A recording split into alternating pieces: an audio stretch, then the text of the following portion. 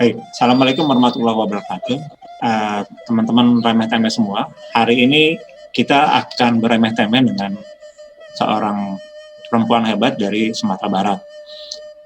Beliau pernah menjadi seorang kepala sekolah, guru pembimbing, penulis handal juga yang buku-bukunya sudah banyak menghiasi dunia literasi nasional, dan hari ini kita akan bertemu dengan beliau. Assalamualaikum Bu Mardina. Waalaikumsalam warahmatullahi wabarakatuh, Pak. Sehat Bu? Alhamdulillah. Wah, ini Sehat. mohon maaf ya mengganggu waktunya di kesibukan Ibu yang sangat luar biasa gitu. Tidak apa-apa Pak Ari. Baik teman-teman semua, sebelum kita lebih lanjut lagi, kita akan lihat dulu sekilas biodata tentang Ibu Mardina.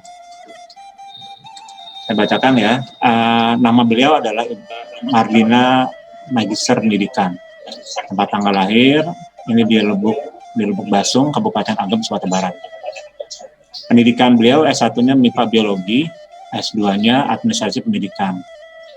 Nah, kenapa beliau ambil MIPA Biologi? Karena pekerjaan beliau itu adalah guru yang mengajarkan atau merubah karakter bangsa kita ini. Nah, prestasinya ini yang luar biasa nih. Pernah menjadi kepala sekolah SD Al-Azhar, kepala TPA Al-Azhar, pembimbing ekskul yang dapat membuat orang-orang binaannya menjadi orang-orang hebat dan berprestasi di tingkat nasional. Nanti kita akan bahas itu. Lalu sebagai penggiat literasi sumber. Nah, ini juga kata-kata mutiaranya yang cukup menggelitik saya ya. Hidup adalah perjuangan. Ini seperti apa Bu? Hidup adalah perjuangan, sepertinya keras sekali Ibu dibina dengan kehidupan ini. Mungkin Ibu bisa cerita sedikit. Ya. Terima kasih Pak waktu yang diberikan. Sebenarnya Pak, saya itu memang udah ditempa dari kecil ya Pak ya. Saya adalah anak kelima dari 7 bersaudara. 7 bersaudara tuh 6 perempuan, 1 laki-laki yang paling kecil Pak. Orang tua saya sebagai petani. Jadi kami dari kecil tuh istilahnya tidak ada tuh istilah yang kayak anak sekarang yang manja seperti itu, tidak ada. Jadi kayak seperti ayam lah Pak. Kalau tidak mengais, ya tidak makan. Jadi saya itu sudah jadi moto hidup saya Pak ya dari dulu. Hidup adalah perjuangan, gitu. Saya tulis tuh besar-besar di tempat kos saya tuh Pak. Saya baca tiap mau tidur, bangun pagi, saya baca terus. Hidup adalah perjuangan. Jadi kalau kata orang tua saya, kata mak saya dulu, kalau kita tidak berjuang, kita tidak bisa maju. Saya ingat waktu saya kecil Pak, saya bilang ke mak saya mau rumah bertingkat kayak orang itu Mak. Bisa, kata mak saya. Saya mau mobil mengkilat kayak orang itu Mak. Bisa, kata mak saya. Jadi ketika itulah saya berpikir hidup adalah perjuangan. Ya, itulah moto saya itu Pak Ari. Dulu ketika Ibu kecil itu ada di daerah dataran tinggi atau saya kurang paham tentang Sumatera Barat, Bu. Misalkan Ibu bisa jelaskan. Saya bisa membayangkan begini. Ketika berenam bersaudara ya, lalu juga misalkan daerah pertanian di dataran tinggi, maka memang hidup itu agak sedikit keras gitu ya. Jadi mungkin pagi-pagi sudah dingin dengan hawa dingin gitu kan. Lalu harus membantu orang tua mungkin, atau bagaimana Bu, kisah sedikit aja Ibu menggambarkan itu. Iya Pak, ini sebenarnya saya dengan domisili saya sekarang dengan tempat saya dilahirkan itu bertolak belakang Pak. Domisili saya sekarang itu di daerah dataran tinggi, udara sejuk, nama aja Bukit Tinggi. Udah jelas bukit yang tinggi, udaranya sejuk Pak. Tapi tempat saya dilahirkan, Lubuk Basung, itu dataran rendah Pak. Udaranya panas. Ini yang di belakang saya, background saya itu adalah Danau Meninjau tuh Pak. Danau Meninjau, Kelo 44, ini yang saya lalui kalau saya pergi ke kampung Pak. Jadi di Lubuk Basung itu, kami terkenal dengan sawah yang luas. Jangan orang tua saya itu panggilannya mak sawah karena punya sawah yang luas. Jadi kami petani punya sawah yang luas di dataran rendah, dekat dengan Laut Tiku, Laut Pariaman. Jadi udaranya agak panas Pak. itu sekitar kampung saya. Bukan sebagian budaya Minang itu sendiri yang memang merantau, yang struggle, yang berjuang keras itu kan biasanya anak laki-laki, Bu ya. Nah ini Ibu bagaimana bisa punya spirit yang luar biasa, bisa menjadi wanita tangguh luar biasa, lalu mengepalai beberapa lembaga dan berhasil gitu. Apa yang menyemangati Ibu bisa berhasil seperti ini? Ya, Pak, sebenarnya keberhasilan anak itu tidak lepas dari support dari orang tua. Yang pertama, orang tua saya selain dia petani, latar belakang pendidikannya dulu mak saya itu tawalib, Pak. Kalau zaman dulu itu sudah sama dengan kuliah tuh. Dia tawalib itu dekat itu tempat tinggal Hamka di Meninjau. Nah, sekolah tawalib. Tamat dari tawalib dia sudah bisa jadi guru, Pak. Jadi guru namanya guru SR sekolah rakyat. Dia menjadi guru 2 tahun. Tapi karena belum diangkat juga jadi PNS, masuk bahan, kata orang tuh kurang syarat, akhirnya beliau menikah, disuruh oleh orang tuanya menikah. Sejak dia menikah itu, dia bapak saya tuh seorang petani, cuman petaninya itu dia seorang yang bapak saya ini guru tuo namanya Pak, mengajar mengaji, garin masjid, imam masjid. Jadi kalau masalah agama bapak saya itu saya panggil bapak saya itu Buya Pak, saya panggil Buya sama bapak saya gitu kan. Nah, jadi sejak beliau menikah karena udah punya anak pun rapat ya, jadi enggak mengajar udah enggak lagi. Jadi orang tua saya ini, emak saya ini bertekad anak-anak harus ditempa. Karena cita-cita dia tidak tercapai, anak ini harus menyampaikan itu katanya. Mak mau kalian jadi guru, mak mau kalian jadi orang hebat. Jadi ketika saya kecil, emak saya tidak ada melarang. Mau saya menyanyi, mau saya belajar, mau saya menari, dia lihat saja. Kadang-kadang kan kita usil tuh orang tua, anak menyanyi, ini ngapa nih nyanyi-nyanyi aja? Nggak ada orang tua saya tidak ada seperti itu. Naik pohon seri, Bapak tahu pohon seri, batang seri? Nah, naik di atas tuh, saya berteriak nyanyi-nyanyi sambil joget-joget gini-gini kan. Mak saya diam, dia cuma mondar-mandir tengok gitu. Jadi dari kecil itu saya sudah punya keinginan gitu. Kalau dalam bahasa Minangnya pambangki batang tarandam. Artinya kita yang akan membangkitkan nilai keluarga kita, apa namanya itu ya, menaikkan harkat dan martabat keluarga kita. Jadi alhamdulillah waktu sejak dari kecil saya disupport orang tua. Jadi kalau belajar, coba mana yang enggak ngerti sini. Ini apa? Jadi mak saya mau ikut menari, silakan narilah, enggak apa-apa. Mak saya ikut ini boleh. Jadi bilang, oh katanya Dina, katanya tengok tuh anak orang tuh, katanya dia bisa hebat tuh. Dina juga bisa seperti itu, kata mak saya. Jadi saya punya seperti itu. Dan juga saya melihat, mak saya enggak mau jadi petani, mak saya enggak mau. Ya kalau enggak mau rajin-rajin belajar, kata mak saya. Begitu Pak Ari. Berarti motivasi terkuat itu dari ibu ya Bu ya?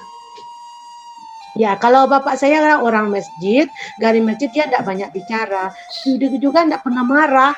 Dia support saja. Kalau misalnya Buya, Dina mau ikut lomba ngaji, ya enggak pernah apa. Tapi kalau mak saya, kita harus begini, dalam hidup kita harus begini, dengan orang harus begini, kalau pergi ke rumah orang kita harus sopan santun. Jangan, kalau dalam bahasa Minangnya lesek-lesek, artinya lasak-lasak gitu. Jangan lasak-lasak di rumah orang. Nah, kita harus begini, jaga sopan santun, jangan pernah ambil-ambil di rumah orang. Nah, gini. Jadi semuanya itu mungkin karena mak saya itu guru, jadi dia sudah kayak ngajar di sekolah lah, bagaimana dia memberikan pendidikan ilmu sama anak lagi di rumah gitu. Itu mohon maaf kalau saya bertanya, kira-kira yang membuat ibu jadi guru karena figur ibunda di rumah atau memang Bu Mardina punya keinginan sendiri gitu? Kalau mengenai saya ingin jadi guru itu Pak, yang pertama memang mak saya dari kecil sudah bilang, mak begini, udah ceritakan mak mau mengajar, tapi karena belum lagi, mak ingin kalian jadi guru. Tapi mak juga menyarankan dan hati saya juga keinginan untuk jadi guru Pak. Jadi waktu kecil-kecil saya kelas 3 itu sudah belajar mengajar saya Pak. Jadi pulang sekolah saya pakai baju kurung mak saya pakai selendang, kadang baju kebaya mak saya. Nanti saya anak-anak yang dekat rumah saya semuanya datang ke rumah. Ayo kita belajar pakai papan tulis. Jadi kalau saya salah-salah mengajar, mak saya ikut membetulkan.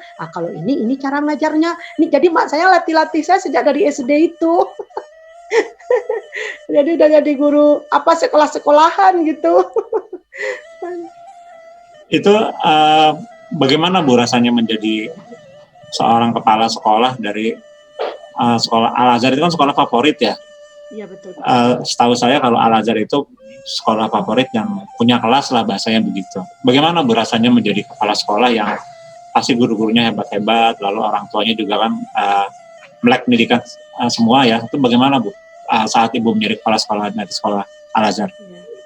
Sebenarnya gini ya Pak ya, untuk menjadi kepala sekolah itu sebenarnya saya maksudnya bukan keinginan kuat ingin jadi kepala sekolah, tidak. Setelah ditawarkan saya jadi kepala sekolah, saya menolak Pak, saya enggak mau. Akhirnya kepala yayasan saya ngancam, katanya gini, kalau ibu tidak mau menerima katanya, atau ibu bikin surat pengunduran diri saja katanya kan.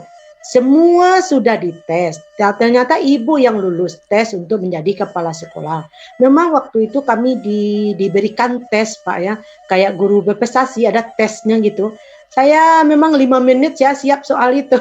Kebetulan saya kan rajin membaca Pak ya soal-soal itu. Jadi ketika teman saya seorang pengawas sekolah ada soal-soal saya baca saya isi. Jadi kebetulan yang di sana dites sama kayak itu juga pertanyaannya. Saya cepat 5 menit saya sudah siap. Jadi tapi saya tidak berminat jadi kepala sekolah. Jadi kata kepala yayasan saya, ibu yang berminat. Sebab kemanapun acara saya diutus. Pelatihan saya diutus ke Padang ini, lomba ini, ada apa, misalnya wakil dari yayasan saya juga diutus. Waktu itu ada akreditasi sekolah yang dari Yayasan Al-Azhar, dari swasta ada wakilnya, dari negeri. Jadi yang dari swasta saya yang diutus, sampai saya menjadi tim akreditasi waktu itu ke kampung saya aja, bayang Pak, ke kampung saya sendiri. Orang jadi kaget, kok Dina jadi tim penilai, kata kepala SD di kampung saya. Saya jadi malu ketika saya belum PNS Pak, belum PNS. Kok si Dina ini yang jadi tim kita? Orang kan cemas Pak kalau tim akreditasi turun. Semua kan ketakutan. Jadi yang datang cuma saya Pak, seorang anak petani, orang tahu seperti itu. Kok Dina ini yang jadi tim penilai kita ya. Jadi ketika itu saya turun dari Dinas Pendidikan Provinsi, dari swasta, dari kantor Dinas Pendidikan Kabupaten gitu kan Pak, dari pengawas. Bertiga kami turun itu. Jadi orang heran. Jadi setelah saya nilai itu, nantinya besoknya banyak yang datang ke rumah saya. Kenapa ini Dina jadi tim penilai katanya begitu. Jadi itulah Pak, ketika saya jadi kepala sekolah itu memang berat Pak ya. Tapi memang kalau kita jadi kepala sekolah di sekolah swasta, bukan hanya kalau dalam bahasa Minangnya dicokok-cokok, kalau dalam bahasa kitanya gimana tuh Pak?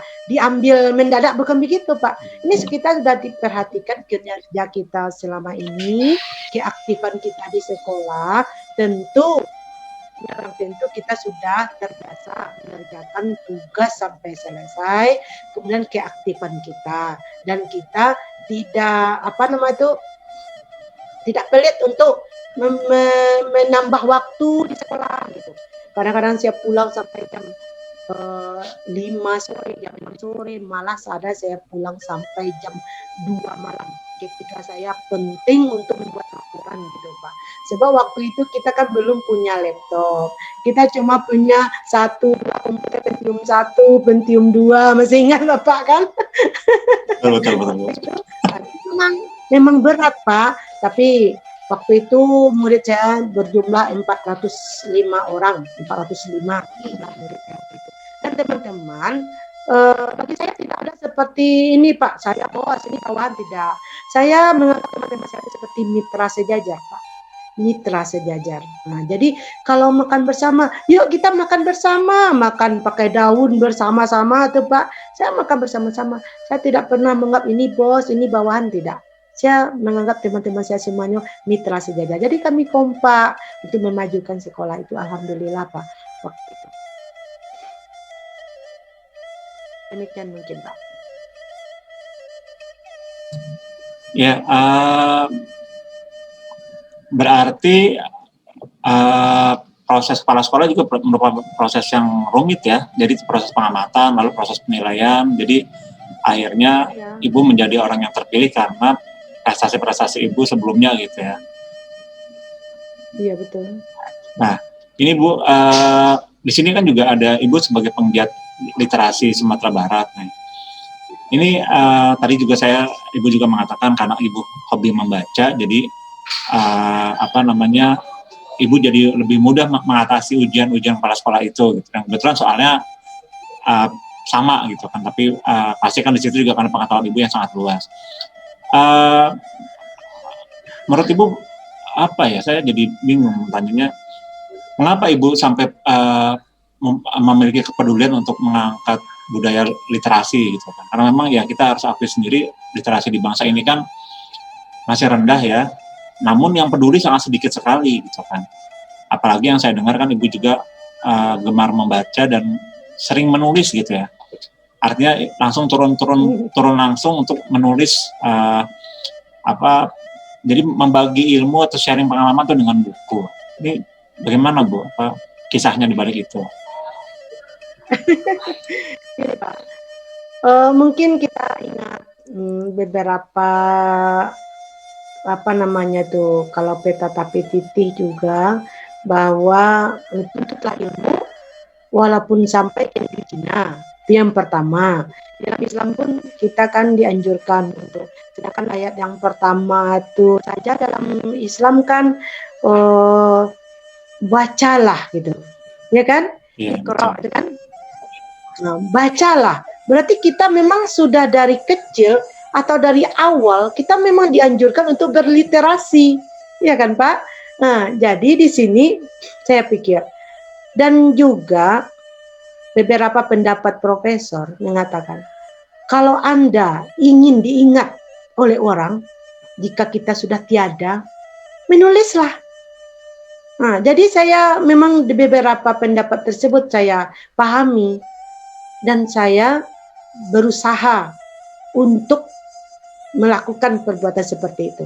Jadi saya mulai menulis, dan saya juga menyukai selain dari isi, pantun juga pantun nasihat ada, pantun budaya, dan juga sebagai saya guru, itu memang menunjang di pekerjaan saya sehari-hari.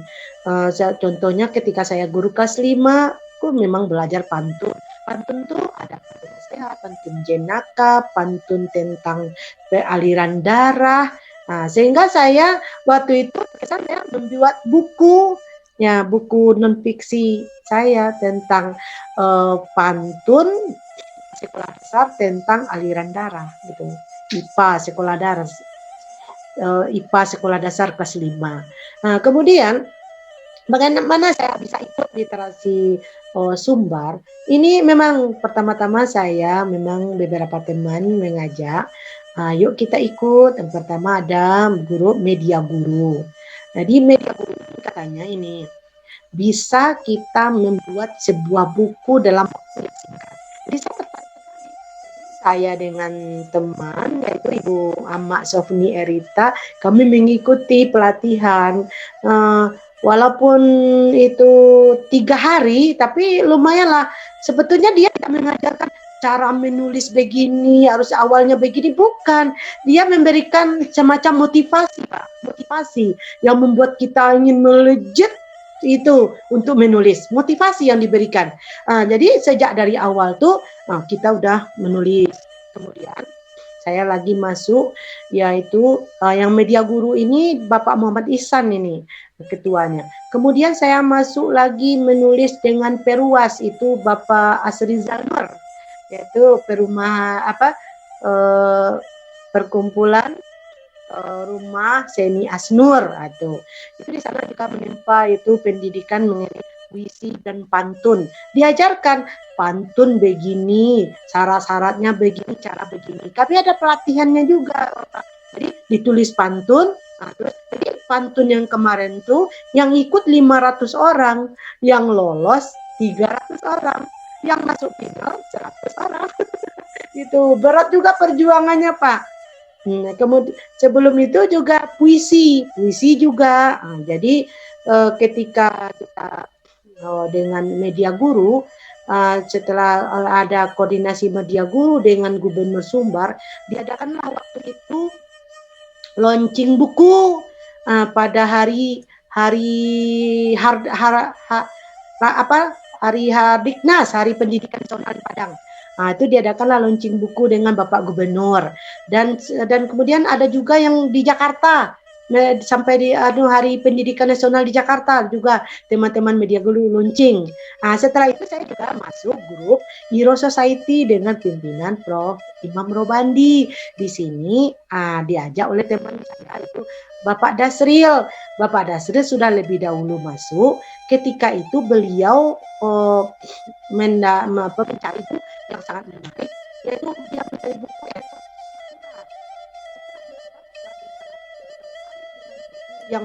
yang sangat bagus karangan Prof. Imam. Nah, Pak Dasril ngajak saya, Ibu Dina kita masuk di grup Hero. Tapi Bu Dina langsung yang japri Prof. Kalau Prof menerima Bu Dina, ya tuh katanya kan.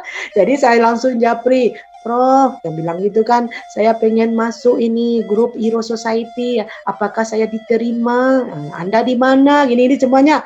Oke, saya terima katanya. Sejak itulah saya menjadi murid Prof. Imam Robani. Begitu kira-kira Pak Ari.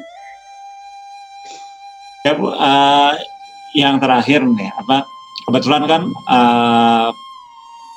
Rameh Tameh itu banyak didengar oleh mahasiswa, dan mahasiswanya juga mahasiswa program keguruan.